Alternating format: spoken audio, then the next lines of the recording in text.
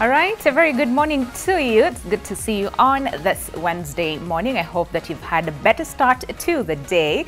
Welcome to the show. This is Your World. My name is Winnie Lubembe, and yes, we're ready for the conversation. I know Mark told you a little while ago, I almost tripped, but yeah, you know, it's it's all about the job. So today we're going to talk about you know, an issue that I think, a conversation that we should have all day long, every single day, and this is as far as drug use and abuse as well as overdose is concerned. I know when we talk about the whole aspect of overdose and drug use and drug abuse, there's usually a lot of debate surrounding the same, and of course a bit of confusion here and there, but we're going to set the record straight. So you want to stick around until the end of the conversation to understand more, because in Kenya and globally, substance use contributes significantly to mental illness, and of course current surveys indicate that the trends are rising. So listen to this. Well, the stepwise survey done by the Ministry of Health in 2015 found a worrying high prevalence of heavy episodic drinking in Kenya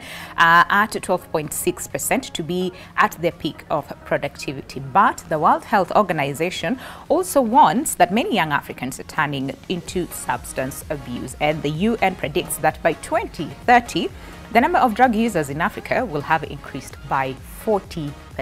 That is a very huge percentage, and of course we'll get to understand more on the same, because the International Overdose Awareness Day will be happening on the 31st of August. So it's important for us to have this conversation preempt and get to really understand then what can we do to prevent cases of drug overdose and of course overuse and abuse as well. But as per usual, let's begin with the COVID-19 numbers. Remember, we're not out of the woods yet. We're still here. The pandemic is still here with us, so it's important for all of us to just remind ourselves where we are at and what we need to do. So we begin with the global figures, and up until now, 602,586,773. That is the total number of confirmed persons to have contracted COVID-19 across the globe.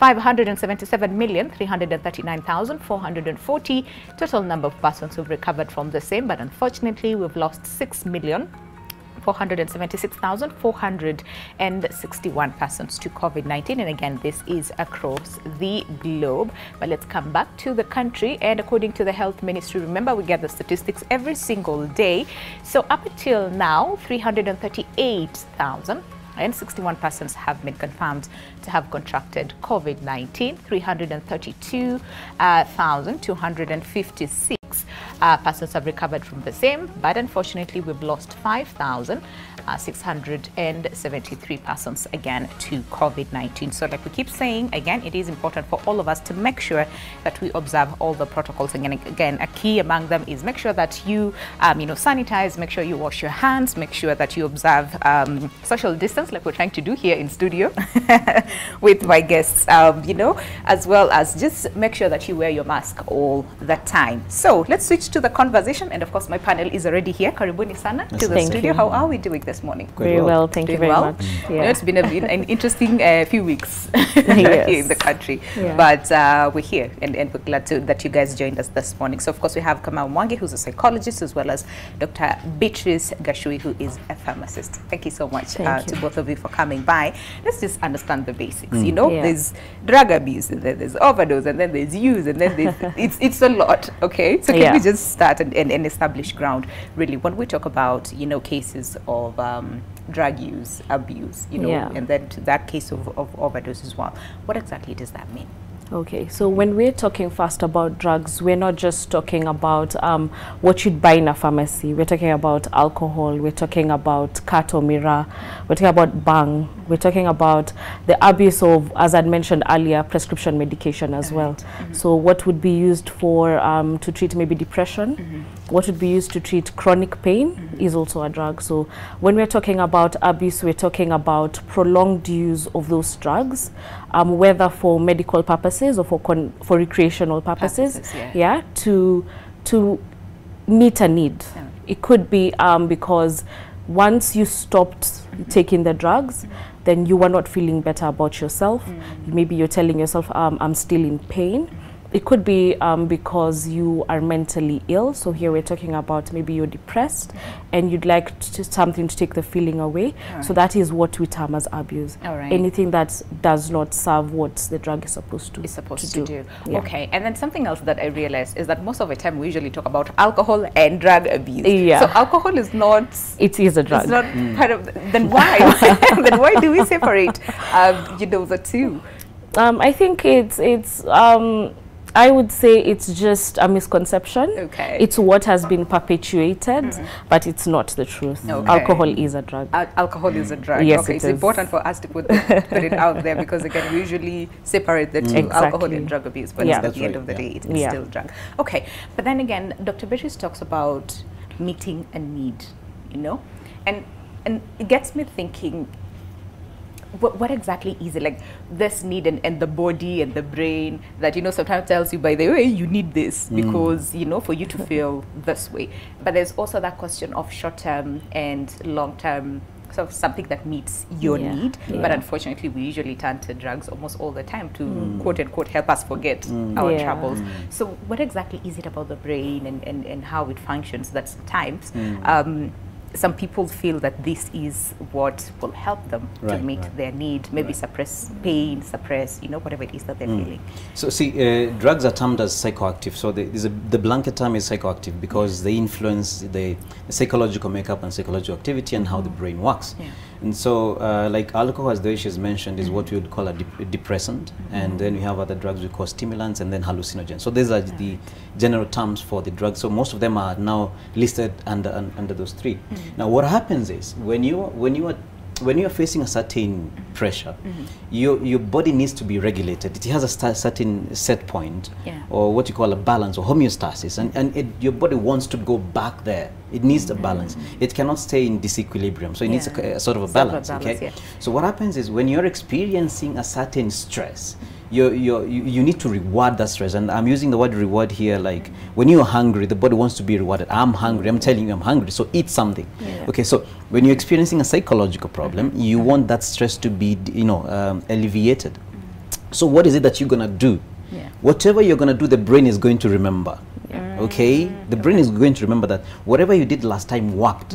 Let's do that again. We want that. Okay? So do you remember that time you wanted to study and the anxiety of studying made you want to look at your Instagram first? Yes, and then that is what you did. Okay. So next time you want to study, your brain will be like, no, this is anxiety provoking. Let's check Instagram again. Okay, so you find that every time you want to study, you feel the need immediately to check your social media, because now the brain has associated that there is a stressful event, studying, that you need to alleviate, and the way you have done that is by checking your phone. So it works the same with drugs or substances. So you have a certain experience you're having, maybe you want to fit in.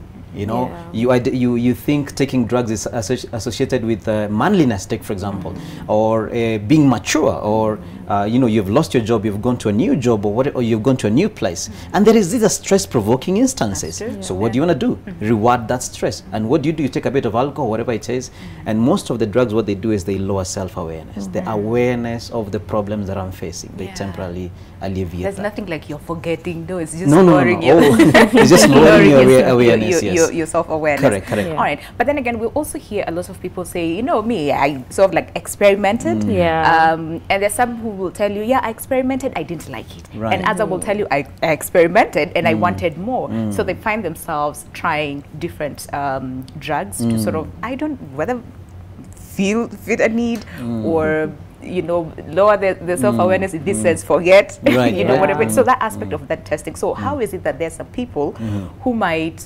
experiment or come across and don't like it. Right. And others experiment and go deeper into abuse and dependency and addiction and of course other aspects then of overuse. So there are three things there to notice. The first thing is biology. So all drugs work on a particular person according to your biological makeup. So that's a very, very important thing to understand. I cannot simply say, okay, I can drink like someone else, because our biology makeup is different. And so the alcohol is affecting us differently. Even the biological makeup between men and women is one of the differences why you'll find that women are advised to take lower amount of alcohol as compared to men because of the biological composition. So that's number one, as very, very essential to understand. Number two is personality. Okay, so personality also matters. So there are people who have high levels of what you call conscientiousness. That means they naturally have a sense of self-control, okay, as opposed to people who are high in extroversion but low in conscientiousness, which means that they are more outgoing, they are more excitable, and so they might be excited by a variety of drugs or a particular drug. So that also can contribute to that. The last part is how regulated are you? Okay, so are you regulated in terms of relationships, in terms of your biology? So if you're well regulated, then your body will be like, why are you adding this? I don't want it. And your body itself will call you back and say, we are okay. No, we are okay. We cannot go beyond this and stuff. Okay, all right, so then can we take a look at numbers, right? In terms of what are we dealing with, especially in the country, what are the cases and also the numbers in terms of fatalities as well? Because again, like we said, this is something that we should treat it with like the utmost seriousness that it deserves, you know, because definitely. A lot of people are actually losing their lives. So as you had mentioned earlier, you and the United Nations does state that the number of fatalities has increased over a period of years. So looking at the year 2016, we were looking at about just a little under 1,400 fatalities due to drug abuse. And the numbers also differ depending on what drug is actually being abused, with alcohol obviously being the number one drug of abuse, followed closely by bang and stroke cannabis. So what we are trying to say here is the numbers are increasing, and this can be due to so many factors. One of the most prevalent factors here is definitely the state of the economy. So we're looking at the cost of living going up. So what are we doing to manage the stress? We're turning to drugs. We are also looking at, because we can't afford expensive drugs, what do we go to for? We go for illicit drugs that are easy to access, not controlled, not regulated. So what does that do? We're using contaminated drugs, and what does that have? The effect on our bodies is that we are putting poison on top of poison, because drugs, remember, are poison. So we're looking at poison multiplied, because what we're using is illicit and not regulated. So the effect is that we are having increased number of deaths because of that. That's the case. And of course, when we come back, then we'd want to understand, because you see, most of the time when we talk about like drug abuse and use and all those things, we think alcohol, marijuana, opium, you know, all those things. But also the case of prescription drugs, which we also see a lot of people, you know, getting into the same, you know, cases of overdose again comes in, you know, from the same, and dependence as well. So then, as a pharmacist, I think we'll need to understand more from the same, and then what does that do to us, you know, as people, and to our bodies and to our brains, especially like you know, long overuse, long use of these drugs. But of course, all that is coming up after the break. We need to take a break, pay our bills. But when you come back, the conversation continues. You want to chime into the conversation, feel free to do so. The numbers are down on your screen, or better yet, use our social media platforms at NTV Kenya, at Lubembe_Winnie, or on Facebook, it's at NTV Kenya. We'll be back shortly.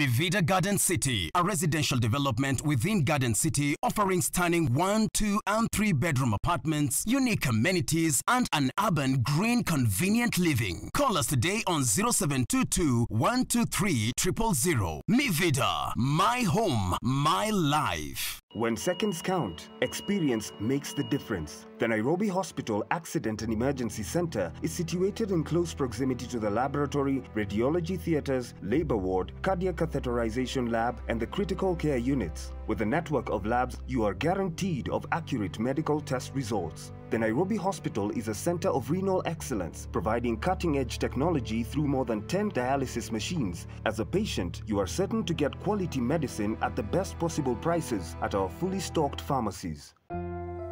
At the first sign of pain, you need a solution that you can trust. Try Panadol Advance. With Panadol's Optizode formula, the tablet absorbs quickly and starts providing fast and effective pain relief you can trust. Try Panadol Advance. At each stage of your business cycle, there are different opportunities and challenges. Has your business evolved and made strides to adapt and be the best in your field? Enter the 2022 Top 100 Mid-Sized Companies Survey and showcase how you have driven success at every stage of your business. Submit your entry at www.eastafricatop100.com. Survey closes on 9th September 2022.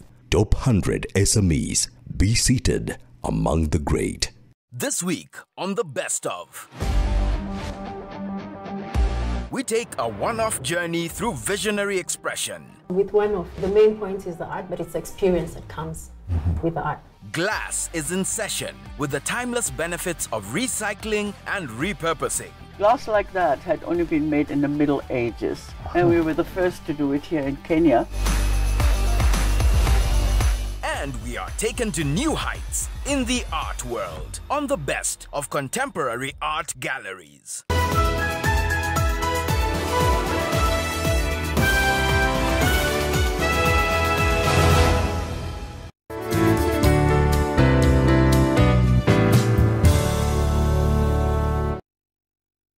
The Nairobi Hospital Accident and Emergency Center is manned by well-trained doctors and emergency nurses who are focused at saving lives. With a network of labs, you're guaranteed of accurate medical test results. The Nairobi Hospital is a center of renal excellence, providing cutting-edge technology with over 10 dialysis machines.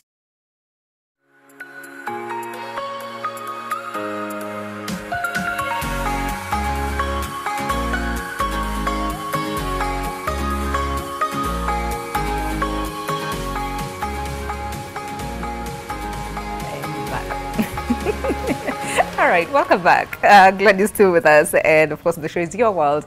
And today it's all about drug use and, of course, overuse as well. And we're touching on overdose as something that we should all be talking about every single day, because it's important for us to have such conversations, and especially when it comes to support and understanding how support is important, especially to our family members or friends as well.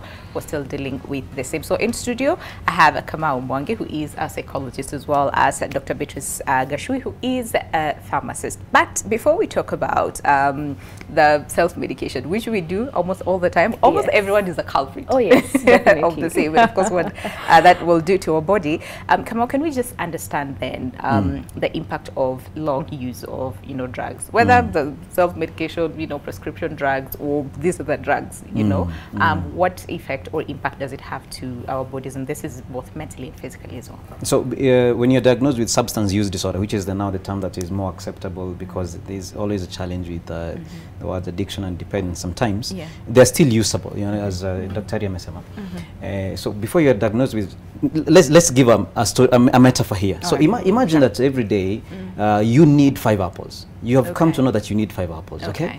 And the company here gives you 5 apples when you arrive. Then one day you come with an extra apple, you say you take 6 apples, and you're like, that's that's actually a better thing. 6 apples feel good. So the next day you come with another apple, so plus the 5, great. And then NTV realizes, but we give these people 5 apples each. Yeah. But now remember it's coming with an extra apple, so yeah, we just need to give her 4. 4. Yeah. Not 6. Not 5. Oh, not 5. So when you come with your extra apple, you go back to your 5 apples, 5. and you're like, no, I want my 6. Okay. And since I'm only getting 4, next time I'll come with 2 to get back to my 6. Okay. Do you understand? So the company is like, okay, so you're coming to me, you're gonna give you 3. 3. So after some time, you come now with your own now 3 to compensate to get back to your 6. Okay. And then you go like that until you start coming with your 5, and then you get now 1 apple, and then to a point where the company realizes, oh, you're bring your own apple, we don't need to give you apples, and that's how addiction works. Okay. When you take a certain kind of drug or substance, the body is like, okay, so we don't need to produce our own feel-good hormones, we don't need to produce our own painkillers, because you're bringing from outside. Okay. Do you understand? So it keeps reducing, and once you reduce, what do you want to do? You increase the intake. Oh, yes. Do you understand? So you take more alcohol, you take more drugs, or whatever it is, because the body has reduced its own production of the feel-good hormones, of the painkillers. Do you understand? So then it reaches a point, it stops producing because it expects from outside. Yeah. Do you understand? So that is where now you get now to the substance use disorder now, and you start now having withdrawal symptoms. That can manifest themselves physically as, you know, a headache, shaking, and all kind of manifestations, you know, stomach pain, and psychologically, anxiety, depression, irritability, all those things can happen. Yeah. All right. And then again, the question of overdose, sometimes people might be like, but how do I know I'm overdosing? Because see, I'm using these drugs like almost every day. So then how do I know that I'm overdosing? Do we have like a physical manifestation of the same? You know, the funniest thing is we were actually talking about this before we okay. got here, and we were saying that an overdose isn't something that you realize over a period of time. An overdose is an instance that happens while you're with that person. So I would not in any situation be able to realize I'm overdosing. This is usually by someone who's next to me, if there's someone there already. Okay. So we can maybe pinpoint how you can realize someone has just had an overdose. So maybe one of the things is if they've had a depressant such as alcohol, even a loud stimulant such as noise would not wake them up. You would be able to notice grayish lips or bluish, depending on their skin tone. That means there's no blood flow to that area or on their fingertips. That's how you notice someone has overdosed, among other ways. So there's gargling, a gargling noise from their mouth, because their gag reflex is not working anymore due to the overdose of the drug. We're having vomiting, projectile vomiting. And remember, if their gag reflex is not working, what will happen? They could choke. That's true. Yeah, and that could result to death.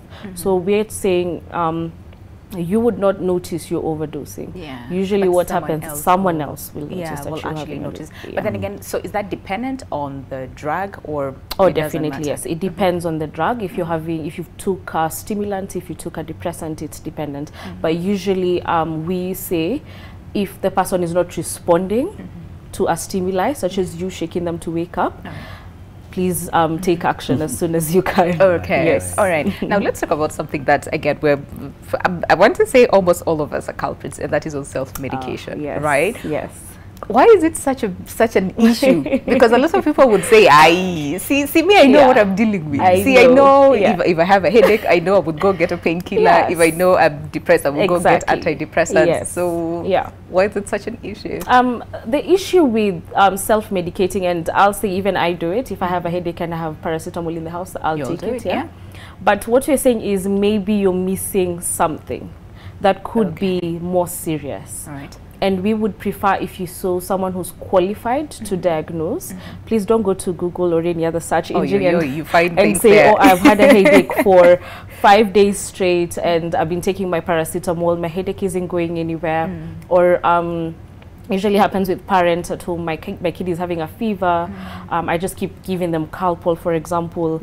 Take them to see a professional. It's because it could be a manifestation of something else that could be prevented if you had just gone to see someone earlier. Secondly, there could be interactions with certain drugs that you're already taking, and because you're not qualified to know what those effects or reactions would be, you wouldn't know that you're taking the wrong drug that could cause adverse drug reactions and could be very harmful and could even result in death. Absolutely. So it's important to seek professional help. Yes, and not just go and could this also be a sign of something happening mentally? Maybe like an anxiety disorder or anxiety, and then maybe that can translate into a disorder maybe later on. Could that be a sign of something? The fact that, yes, we go self-medicate, you know, almost all the time, and the fact that it's easily accessible. Right, right. Yeah. I think often it's because we are children of a culture, of a society. Okay. So there is this tendency to self-medicate, and when other people are doing something, there's a tendency also to do it. I mean, everyone is self-medicating. I have a headache, as she's saying. I go and buy something for myself, you know, and that maybe can build resistance towards that drugs. I guess I think Dr. Terry might confirm that for us. So what happens is there could be that simply it's a social pressure. I mean, everyone is doing it, so it's a social influence. It's not necessarily that I could be having a problem, but oftentimes it could be, yes, that I'm going through maybe depression or anxiety or loneliness, and I need, you know, let's say I want to speak to Lubembe.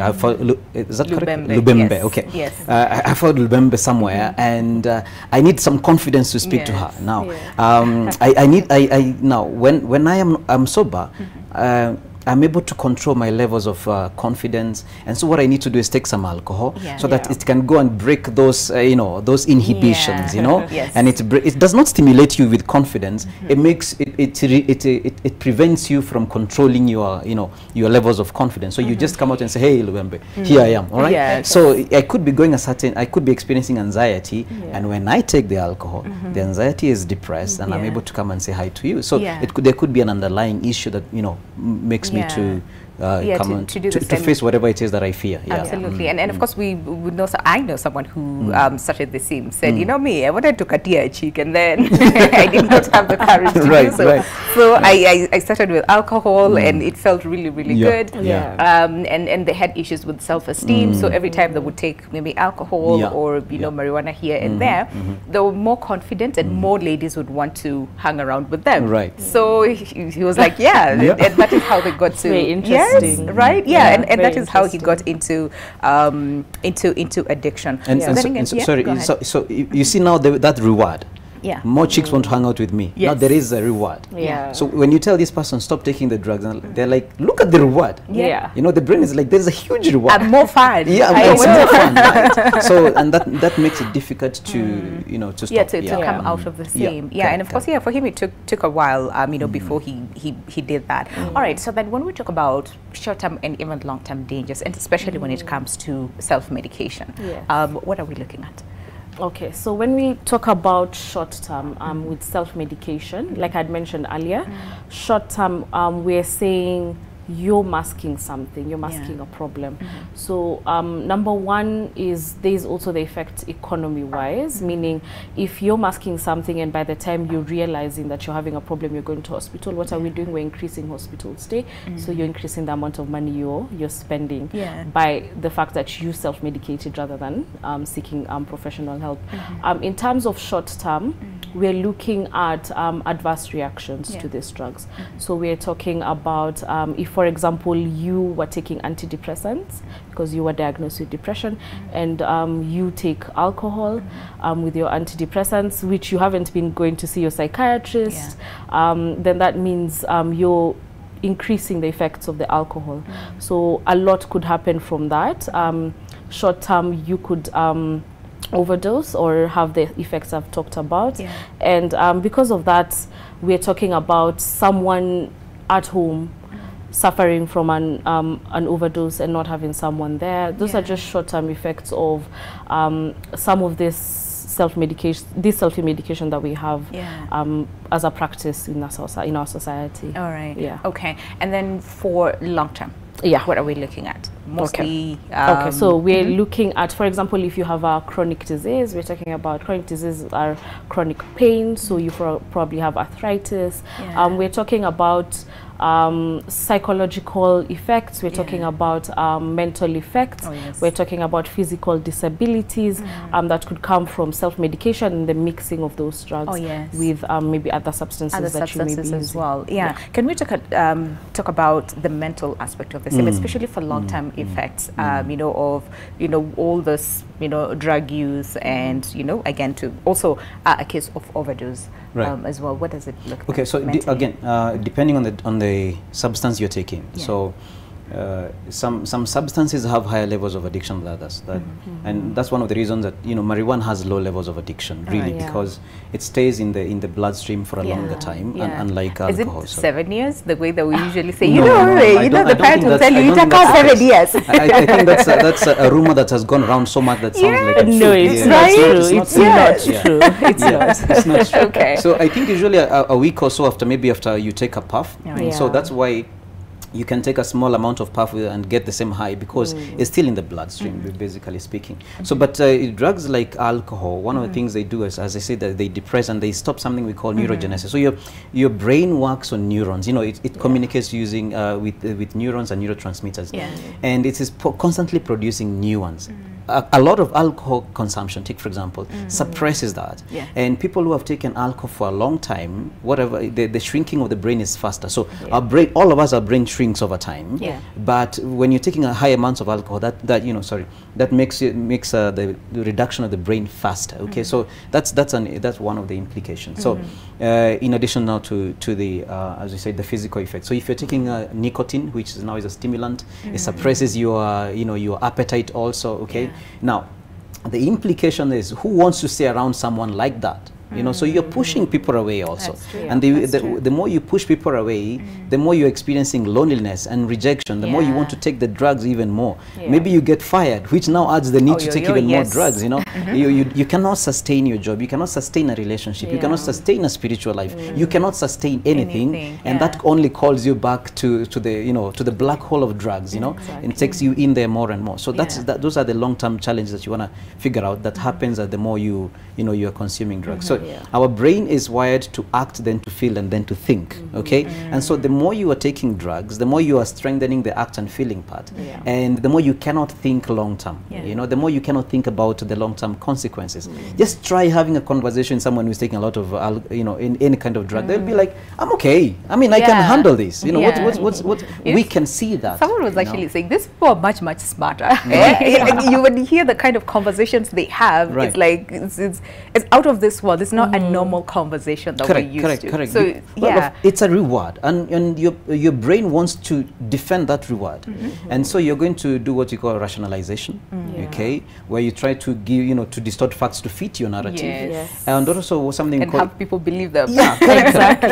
And also people do a lot of what you call intellectualization. What you do is you go and research so much about the benefits of the drugs. You don't want to look at the side that affects you. You only go and look. So you go and look at the facts, and you say, no, Dominic, I know about how marijuana works and alcohol, and I know me and my grandfather used to do this. So all that helps to sustain that reward, cycle. And then also a case of like psychosis, where most of the time people say, this one, they went mad, from the same. We are quite when we're used to that. That is, I think it's again one of the long-term impacts or implications. Yes, psychosis. It can be triggered like. There seems to be an association between marijuana and bipolar. Okay, so there seems that the more you take marijuana, it could trigger bipolar disorder. So it's possible. That the problem is we are not very certain whether there are other factors involved in the provocation of a psychosis. So it's difficult to say whether the relationship between a psychotic attack and drug is causal, or there are other factors involved that are simply assisted, like they are pushed over by the take of the drug. And so that's why I don't want to take that link so clearly. Fair enough. All right. So then when we talk about treatment, most of the time the question that people would ask is, uyu tunapeleka rehab lini? So the question is, do all like forms of whatever, again, dependency, addiction, like we talked about, a case of overdose, what does treatment then look like? Okay, so when we're talking about treatment, it has to be comprehensive. So we're not talking about going to rehab alone. You have to look at the psychosocial support. So we're talking about the who are the people surrounding this individual? Is it family? Are they the same people they used to hang out with when they were taking these drugs, for example? We're also looking at medication or pharmacological therapy. So we're talking about the drugs that they would be given, which can be done both from an outpatient setting at home or inpatient setting, like a rehabilitation center, for example. We're looking at very many factors that could be used to ensure that this person gets better, both short-term and long-term. So maybe I would say, speaking from a drugs point of view, when you're looking at a medical detox, which is what we call it, is we're trying to manage your withdrawal symptoms. So we are trying to take you out of a situation where you were using the drug for a long period of time and trying to take the drug out of your system, let's say. So we're using medication to do that. I will not go into the science we'll of be this. like, ooh, English, please. And then so once we've done that, we're also looking at supportive treatment or supportive therapy. So supportive therapy is ensuring this person is breathing as they're supposed to, because as we had mentioned earlier, some of these drugs affect your breathing system. We're also talking about long-term, as I have mentioned, giving you drugs, both could be IV, intravenous, or could be taken orally to ensure that you don't relapse. So we're also doing relapse therapy to give you maintenance during a period of time, because remember, we're not trying to say that you will recover within a short period of time. And then we're it's talking different about for different people, exactly, right? It's very different. We're talking about drugs that could go for up to 6 months. But as my colleague here will tell you, it's, like I'd mentioned, comprehensive. You have to have psychosocial support, psychological support, counseling sessions that are very important, and a psychologist such as him would be very important. Would actually, and then there's also a case of relapse, which I think I'll come back to you, where people say, we to Limpeleka treatment, it did work, so we're good, you know, because they relapsed, right? Exactly. And again, people usually talk about higher chances of relapse, so then this person needs to work hard to make sure that then they do not, go to that part of relapse. But really, when you talk about then the mental aspect of the same, counseling, therapy, all those things, what does it look like? Well, so there's a very good question you've asked, especially about the relapse part. You see, she is mentioning that what we call the dual diagnosis model, where on one side you have the medical part, you have the pharmacological part, I guess that's the word, and then on the side you have the psychotherapy and the social support. So sometimes what we do is you take someone to rehab, or you do the pharmacological part, but then you don't ask yourself, why was the person taking the drugs in the first place? So what are the psychological issues underlying? Okay, without resolving those issues, then there is a problem. It's like someone who comes to me for psychotherapy because they are depressed because they don't have a job. See, even after psychotherapy, they still don't have a job. That's true. You see, so unless the social structure changes, that they are able to meet the economic needs, coming to me for therapy because they don't have a job does not solve the issue. So there's a very good chance they will still go back to drugs if the need they had is very, very big. And especially, unfortunately or fortunately, I don't know how to figure this out, but for men, this is particular. So when a man doesn't have a job, it's really risky, because if you don't have a job, it means that your access, allow me to say, your access to women, I won't say a future partner, that decreases significantly, because of for big reasons. So and the way you are able to match yourself against other men also decreases significantly. And so you will find a man who is like not able to figure his out life properly. They tend to orient themselves to drugs, more, and that has its own issues. So you want to ensure that you have figured out what is it that was underlying, one, and once you figure that out, so what is my life going forward? Do I have a strong vision or motivation that makes drugs not worth it anymore? Okay, so without that vision of my life, 10 years going forward, then it's very, very difficult to stop taking the drugs. I have to have something, a vision that attracts me forward, that makes my present mistakes and choices, bad choices, worth the sacrifice. All right. So no more after pesa. And if I may add something, I think it's about time we start educating people on this misconception that if you seek help from a psychologist, then you're weak. It's very important that we educate people on that, because I mean, from my perspective, I feel like I would be very proud of an individual who steps forward and says, I need help. I mean, that we need to start encouraging people within our circles to start seeking help. Absolutely. And just to walk that journey with them. And back to that point, I mean, someone might argue and say, yeah, but we also have other people who are well established. You know, they have quote unquote everything going on for them, but they're still struggling with, you know, drugs, right? So then the question is, well, it's why? because we have a huge disconnect. Sorry. It's because we have a huge bias towards successes. Okay, so we think we have a very unidimensional idea of what success is. For most of us, success is economical, financial. Okay, so you're driving a great car, your wife looks great, your husband looks, you know, all the superficial or the external factors. Okay, so how can you have a problem? I mean, really? I mean, we have had very prominent people who are highly successful in their career take their own lives or die by suicide. That's true. So that means oftentimes you don't know the misery people are going through, whether you're rich or poor or not. When someone close to you dies, you suffer.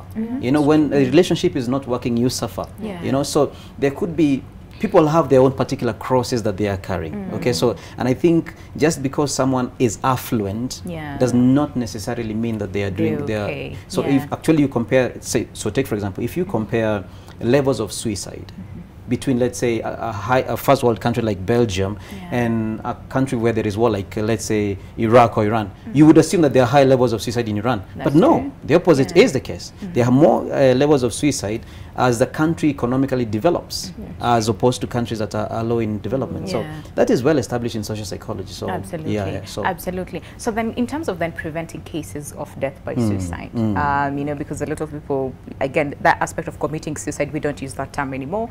You know, death by suicide, right? So then, how do we prevent that? And even cases of suicidal thoughts, how then do we prevent the same? Right. Okay. So this is how I would respond to that. There is a psychologist I really admire called Adler, and used to say that you cannot separate mental health from social justice. Okay, so those things go hand in hand. Can I have a job that I love, or do I? You know, there's so many people who are engaging in jobs because they need to put food on the table, not because that job calls to their passion. Not because it's their vocation. So this job is also increasing their mental health issues by the fact that they're engaging every day with an activity they do not like to do. In addition to that, you have the black tax, as we call it. So every single you're taking that, you know, a few shillings, and then your mom calls you, your dad calls you, and uncle needs this. All those things add to the pressure. Okay, so there are some social issues that we need to have them figured out. Okay, then there is the person themselves. Okay, so what is happening to you? I like what you've mentioned about seeing a psychologist. You don't go to a hospital because you're necessarily sick. You can go for a checkup, and that's encouraged. That's true, and that seems normal. So it actually should be normal, right? It should be normal. But then when you talk about mental health and you seeking help, that is where you're weak. Seek out a session with your therapist, not necessarily because something is going wrong, but so that you can know where you are at. You can have a mental health checkup where you're going at. So you need to figure as much as you can, what is it that I love doing? What are the things that I can improve? How are my relationships going? How are my finances? How is my physical health? How am I taking care of my physical health itself? Do I work out? Do I sleep enough? Because people who don't sleep enough tend to be more impulsive. Okay, your self-control reduces when you don't sleep enough, and if when you have low self-control, you become more susceptible to drug use. Okay, so there seems to be a multiplicity of factors that someone needs to take care of, as I mentioned, both sociological and individual in relation to that. I don't know if that responds. No, it does. It really does. Okay. But then again, there's usually a question of, can I wean myself without necessarily going to a hospital, or what you're saying, you were talking about, of course, a comprehensive, you know, way to treat, you know, drug, you know, let's talk about abuse, addiction, and, you know, overdose as well. So I might ask, can I wean myself out of this? Because now I can see the side effects of the same. Can I do that? I mean, yes. I would say if you believe you have self-control enough to start to wean yourself, why not do it?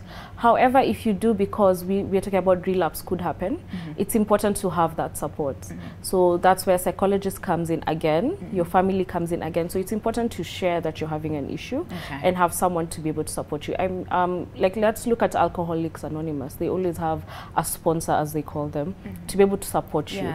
Because you could be able to do it by yourself, but to what extent are you able to? Because you could find yourself relapsing and going back to where you were previously. So yes, it's encouraged to begin, but have someone to support you. And walk with you throughout the journey. Okay, but then again, so a case of self-medication, and especially when it comes to prescription drugs, the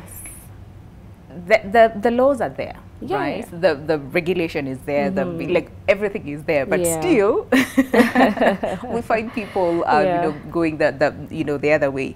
Instead of getting a prescription from the hospital, we just think, I know what I'm dealing with, go get whatever is there. So then is it time that maybe we introduce like stricter rules, regulations, policies? What is it that you think can help? I would say the regulations are already there. I think maybe we just need to be, as the public, be more vigilant as to who we are going to, because at the end of the day it affects our lives. So like for example, the Pharmacy and Poisons Board has introduced a code where when you go to a pharmacy, a community pharmacy, the pharmacy in your estate, in a mall for example, there's a code that you should be able to find displayed visibly at the pharmacy, whether at the window, next to the counter, and you can take that code and actually search it online and find if that pharmacy is licensed, is legal, and that helps, you know. Because and by the time a pharmacy is being licensed, for example, you already have a licensed practitioner, could be a pharmacist or a pharmaceutical technologist, and that's the professional who should be able to guide you.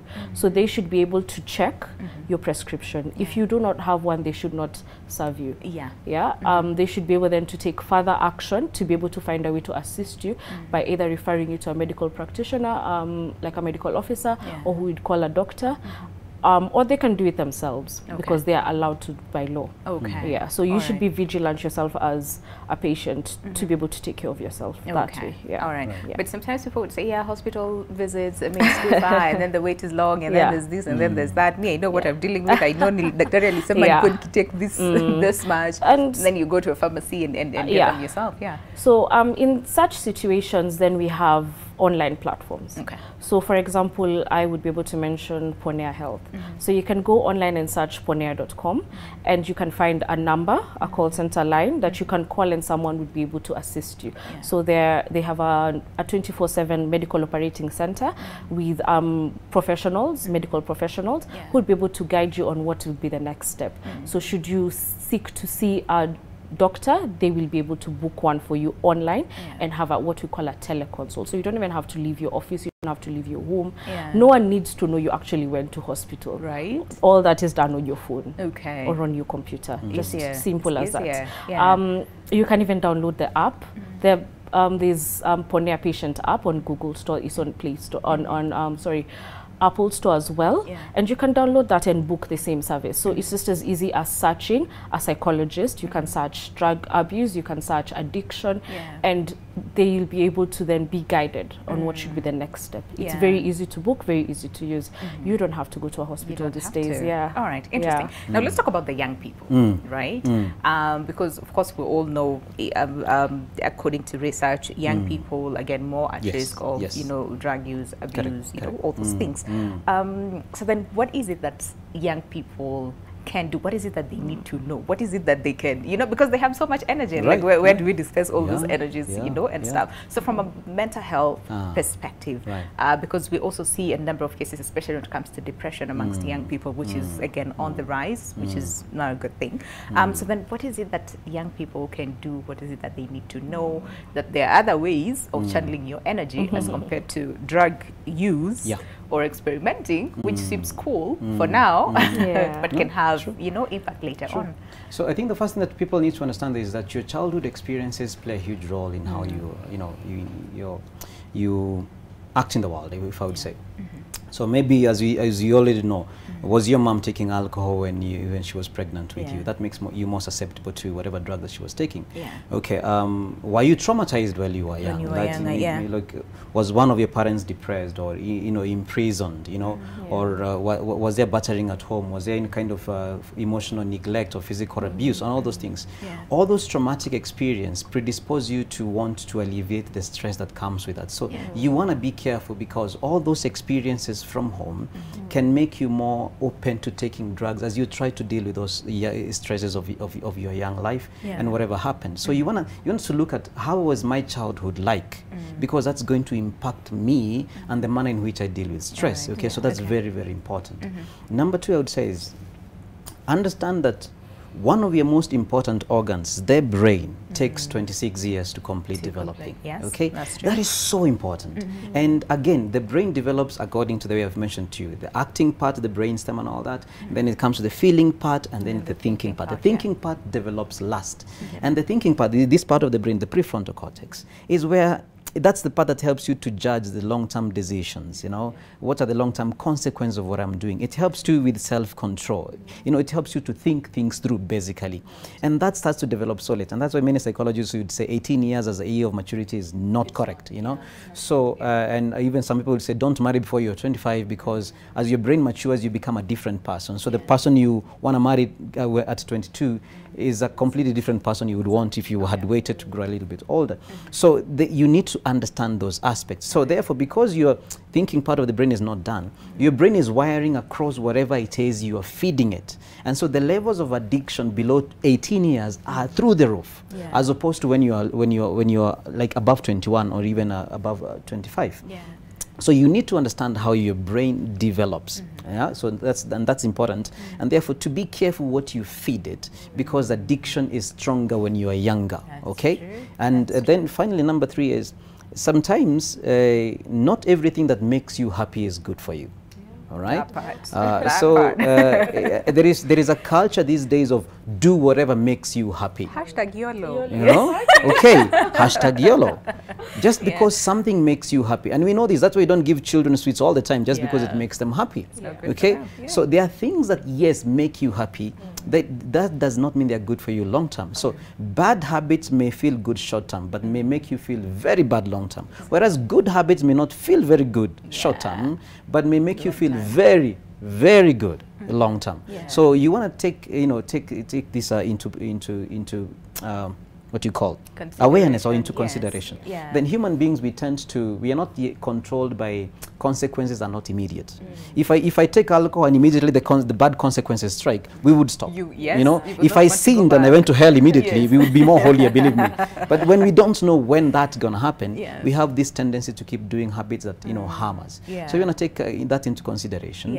That you don't end up harming yourself like that. Allow me the last point, please. Understand that as when you are young, you want to impress. You're impressionable, and also you want to impress your friends. You want to show your colleagues that I'm cool with taking these drugs. But when you are lying in hospital, when you are sick, and when this detrimental effect starts to strike, then you realize how alone you are in the world. That's true. And you know figure that out early. And that's like the saddest part. It's just something to ponder on. All right, so literally have like seconds to end the show. So I will ask you, in terms of then what you want to see the country do, or where you want to see us as a country and us as a people, what does that look like to you? And especially when you talk about the whole aspect of drug use, abuse, addiction, all those things. What is it that you want to see?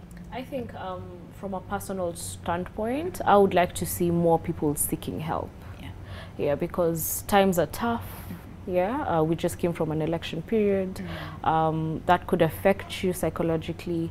We're looking at job loss during the COVID period. Seek help. It's very important that we opened up a bit more, and we are able to reach out to our loved ones. And I think the second thing is that even as a person who knows another person who's suffering from addiction or drug use, is to be open to help them. Absolutely. Just receive them and assist them. Okay. And yeah, you All know, right. just let's use whatever is there within our reach to get better. Okay, my Yeah. director is literally just out of the studio, so allow us to finish the conversation okay. here. Thank you you. very much to both of you for coming, Dr. Beatrice Gachui, pharmacist, as well as Kamal Mwangi, psychologist. Thank you so much. Thank you so much for having us. Insightful conversation as well. So I hope that you've learned a lot and picked a lot from today's conversation. You know, even as we prepare for the International Overdose Awareness Day, which again usually happens on the 31st of August. So much to think about. So we'll leave it there. My name is Winnie Lubembe. Have yourselves a good one. We'll see you tomorrow, same time, same place, right here on Your World. Stay safe.